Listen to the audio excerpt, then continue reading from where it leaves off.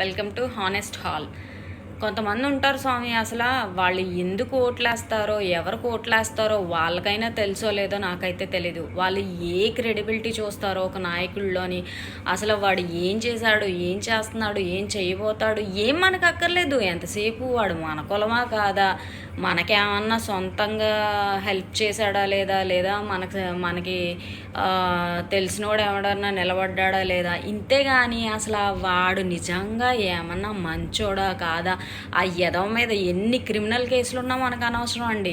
అదే ఒపోనెంట్ పార్టీలో ఎవడైనా మంచోడు నిలబడుతున్నాడు అనుకో, అది కూడా మనకు అనవసరం. ఎంతసేపు మన గురించే. అంతేగాని ఇంకో కొంతమంది ఉంటారు, వాళ్ళు ఎలా అనుకున్నారు, ఓటుకి ఎవడ ఎక్కువ ఇచ్చాడో వాడికే వేస్తాడు. అది కాదండి, మనకు కావాల్సింది అభివృద్ధి కావాలి. ఎవడైనా నిజంగా అభివృద్ధి చేస్తాడు అనే నమ్మకం ఉన్న నాయకుడిని ఎంచుకోండి. ఓటు హక్కు మీది.